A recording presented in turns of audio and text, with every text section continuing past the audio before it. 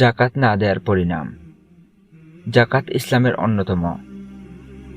ঈমান ও সালাতের পরেই জাকাতের স্থান। মহান আল্লাহ তাআলা পৃথিবীর মানুষের অর্থনৈতিক সচ্ছলতা বৃদ্ধির জন্য জাকাত ফরজ করেছেন। পবিত্র কুরআনে ৩২ জায়গায় জাকাত আদায় করার ব্যাপারে আলোচনা এসেছে। জাকাত না দিলে সম্পদ শুধু ধনীদের কাছে জমা হয়, ফলে সমাজে অর্থনৈতিক বিপর্যয় সৃষ্টি হয় এবং ধনীরা ও সুদখোররা যুগের মতো সমাজের রক্ত চোষণ করে নিজে বড় হয় আর সমাজকে রক্তহীন করে দেয়।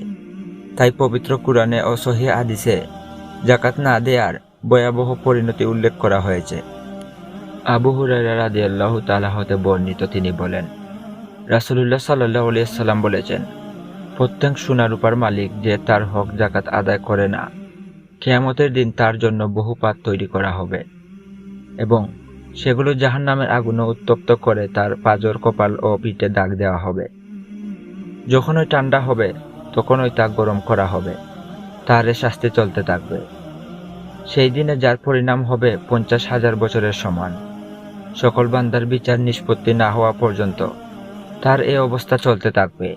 এতপর সে তার পথ ধরতে হয় জান্নাতের দিকে, না হয় জাহান্নামের দিকে। জিজ্ঞেস করা হলো, হে আল্লাহর রাসূল, উট সম্পর্কে কি হবে?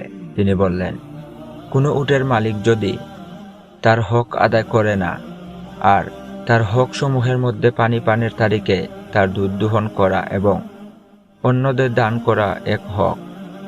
যখন কিয়ামতের দিন আসবে তখন এক প্রশস্ত বিশাল ময়দানে তাকে উপর করে ফেলা হবে এবং তার সকল উট যা একটি বাচ্চাকেও হারাবে না পূর্ণভাবে তাকে কুর দ্বারা মারাতে থাকবে, এ মুখ দ্বারা কামড়াতে থাকবে। এভাবে যখনই তাদের শেষ দল অতিক্রম করবে পুনরায় প্রথম দল এসে পৌঁছাবে। এরূপ করা হবে এমন দিনে যার পরিণাম হবে 50,000 বছরের সমান। আল্লাহ বান্দাদের মধ্যে বিচার মীমাংসা শেষ হয়, এতপর সে তার পথ জান্নাতে অথবা জাহান্নামের দিকে দেখতে পারবে। জিজ্ঞেস করা হলো, হে আল্লাহর রাসূল সাল্লাল্লাহু আলাইহি ওয়াসাল্লাম, গরু ও ছাগলের সম্পর্কে কি হবে? তিনি বললেন, প্রত্যেক গরু ও ছাগলের মালিক যে তার হক জাকাত আদায় করবে না, কিয়ামতের দিন তাকে এক দুদু মাঠে উপর করে ফেলা হবে এবং তার সকল গরু ও ছাগল তাকে শিং দ্বারা আঘাত করতে থাকবে, এক ক্ষুদ্র দ্বারা মারাতে থাকবে। অথচ সেদিন তার একটি গরু বা ছাগলের শিং বাঁকা, শিংহীন বা শিং ভাঙা হবে না এবং একটি গরু ছাগলকেও সে হারাবে না। যখনই তার প্রথম দল অতিক্রম করবে তখনই শেষ দল এসে পৌঁছাবে। এরূপ করা হবে সেদিনে, যেদিনের পরিণাম হবে 50,000 বছরের সমান। আল্লাহ বান্দাদের বিচার মীমাংসা শেষ হয়, এতপর সে তার পথ জান্নাতে না হয় জাহান্নামে দেখতে পারবে।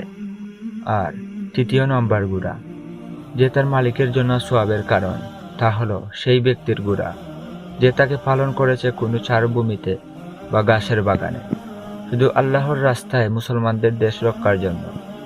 তখন তার সে গুড়া চারভূমি অথবা বাগানে যা কিছু খাবে সে পরিমাণ নেকি তার জন্য লেখা হবে এবং তার গোবর ও প্রস্রাব পরিমাণ নেকি লেখা হবে।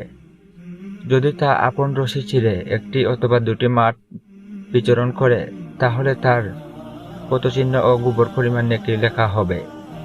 এছাড়া তার মালিক যদি তাকে কোনো নদীর কিনারে নিয়ে যায় আর সেটা নদী হতে পানি পান করে, অথচ মালিকের ইচ্ছা ছিল না তাকে পানি পান করানো, তবুও ওই পানির পরিমাণ নেকি তার জন্য লেখা হবে। এতপর জিজ্ঞেস করা হলো, হে আল্লাহর রাসূল, গুনাহ সম্পর্কে কি হবে? তিনি বললেন, গুনাহ 3 প্রকার। গুনাহ কারোর জন্য পাপের কারণ, কারোর জন্য আবরণ আর কারোর জন্য সওয়াবের বিষয়।